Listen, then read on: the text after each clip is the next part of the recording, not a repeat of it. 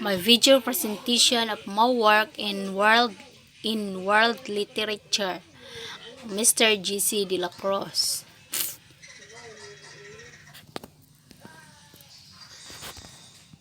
Author's background.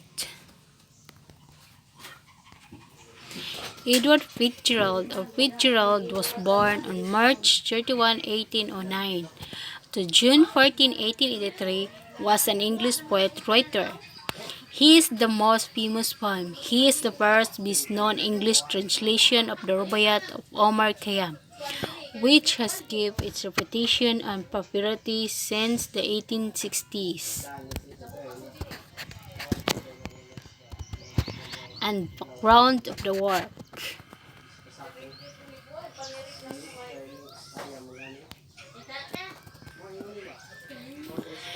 He was published in the Africanus Animus Little Pamphlet. He is the most famous poem and the first and the best known English translation of the Rubaiyat of Omar Khayyam, because it was a lyric poet and it's composed of many pairs, because it was a book created by the Persian poets and it's adapted from the very free.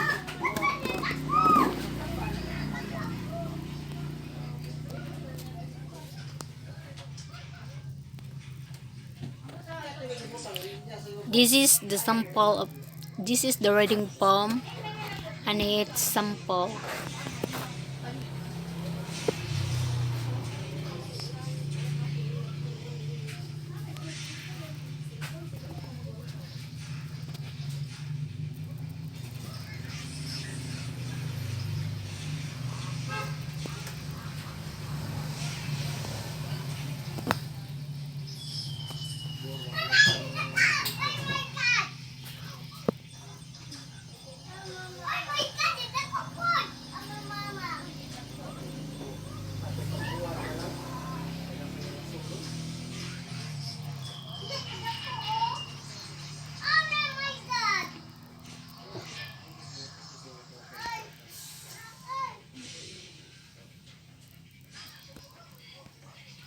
And what is every stanza convey?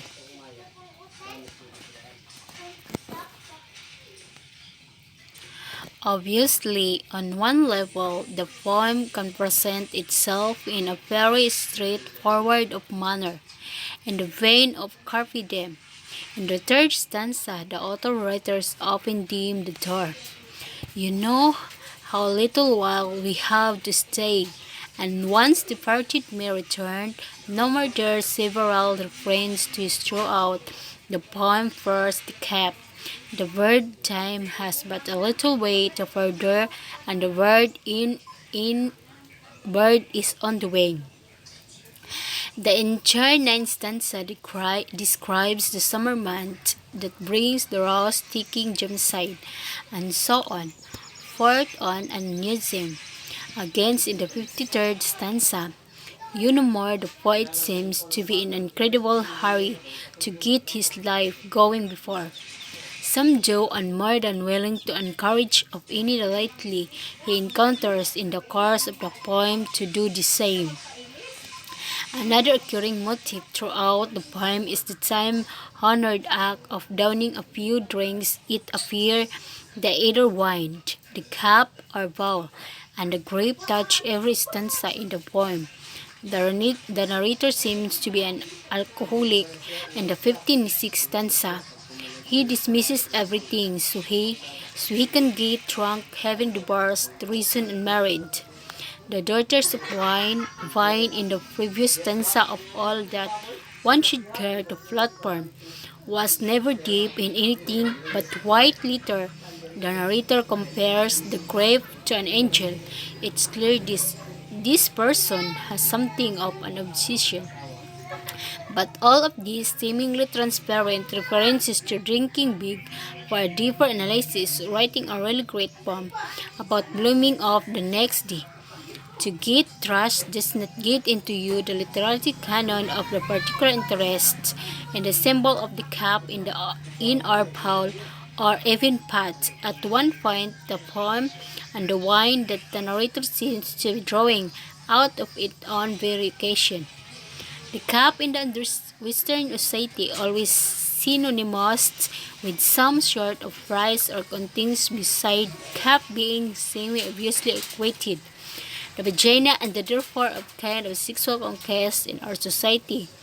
Male driving history theirs is also legend of the Holy Grail, the cup of life, which grants eternal life to anybody lucky enough to find it.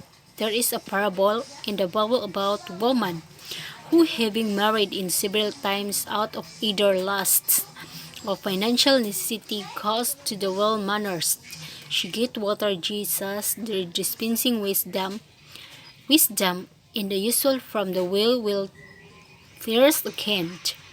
Whether or not this conveys the woman to renounce worldly pleasure and become a Christian and never so what. This this is a cup that poet makes 25 references to throughout the poem, including the vessel, urn bowl, and glass. It's fairly easy to agree cup in bottomless, so it follows that you can enjoy the wine unless you drink it. But the more you drink it up while it have chance.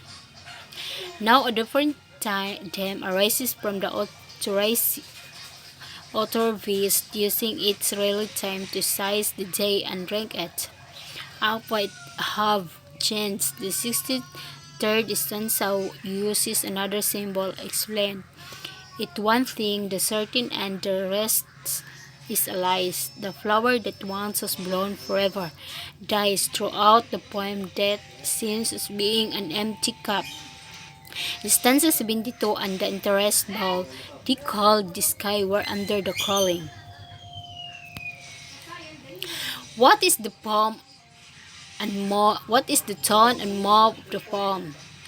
A metaphor figure speech that is a poem portrays the poet's scorns and scholars for their philosophical thoughts about past and future and consider them as meaningful because their efforts will be futile in death.